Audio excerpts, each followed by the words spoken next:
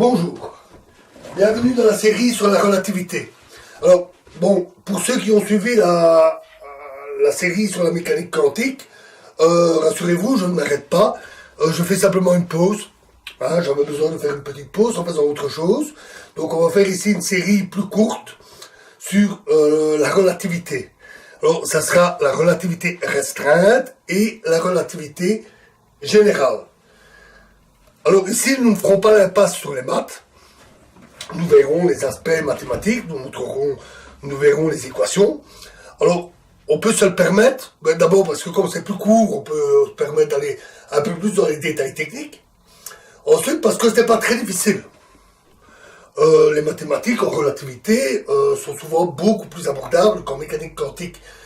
Et nous commencerons simple, nous commencerons par des choses en mathématiques qui ne sont pas très très complexes, et nous introduirons ce qu'il faut au fur et à mesure. Donc vous pouvez voir ceci vraiment comme un cours d'introduction à la relativité. Alors la relativité restreinte est une théorie très importante, qui est vraiment la théorie du XXe siècle avec la mécanique quantique, parce que tout comme la mécanique quantique, c'est une théorie de base, sur les fondements des théories physiques. Elle est à la base de plein de théories, comme la relativité générale, qui est une généralisation de la relativité restreinte, ou en mécanique quantique, avec la mécanique quantique relativiste, et également la théorie quantique relativiste des champs, ou l'électrodynamique quantique. Donc on la retrouve un peu partout. En plus, elle est extrêmement fascinante. Elle est connue d'ailleurs de beaucoup de gens, au moins par le nom. On la retrouve dans beaucoup de vidéos de vulgarisation sur YouTube, parce qu'elle est relativement simple, avec des guillemets, parce qu'il y a quand même pas mal de pièges en relativité. Elle est élégante, c'est une théorie très très basique, à nouveau, et elle manipule des concepts qui peuvent être fascinants, comme l'espace et le temps. Et on y trouve nombre de phénomènes, de paradoxes étranges, comme la dilatation du temps, ou des choses de ce genre. Alors, il y a beaucoup de fausses idées sur la relativité restreinte, mais méfiez-vous dans les vulgarisations. Il y en a qui ne sont pas toujours bien faites, qui ne sont pas de bonne qualité, et qui présentent des choses de manière un peu erronée. Alors ça, c'est un peu le revers de la médaille de cette simplicité apparente. Parce que comme elle ne demande pas des mathématiques très élaborées, elle peut être abordable même par de simples amateurs, avec le risque que les choses soient mal comprises, et donc mal expliquées dans une vulgarisation. C'est un peu la théorie pour tous les touche-à-tout en matière de théorie.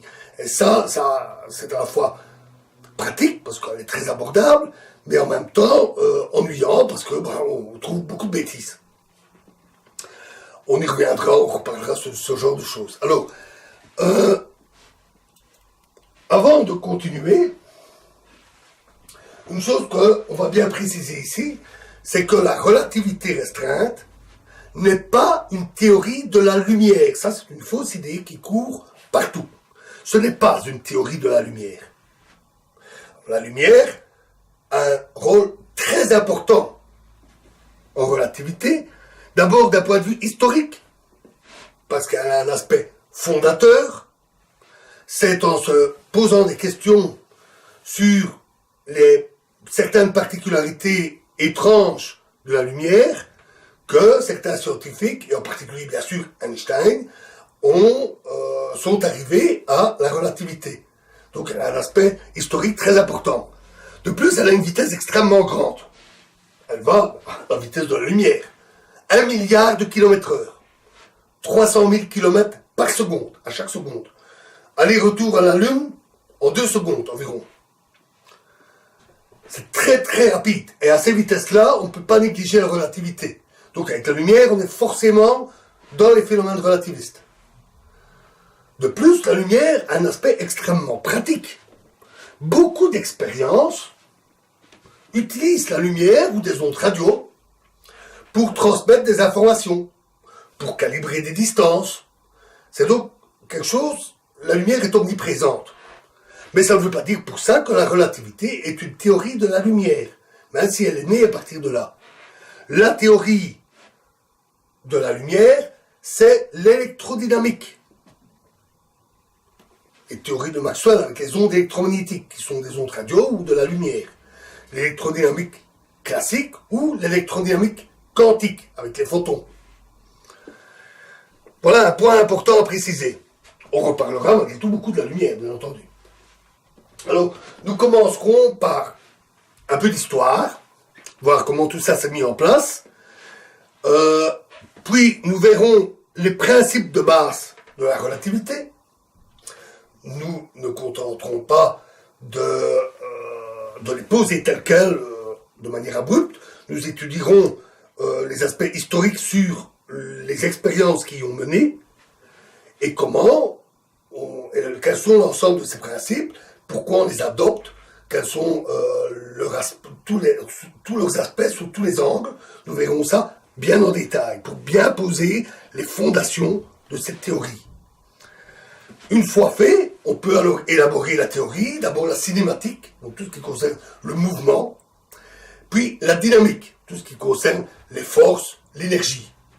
Et nous terminerons par une série d'expériences de pensée, des paradoxes, certains très connus, paradoxe des jumeaux, qui a fait sans doute le truc qui a fait couler le plus d'encre dans l'histoire, et d'autres paradoxes parfois moins connus.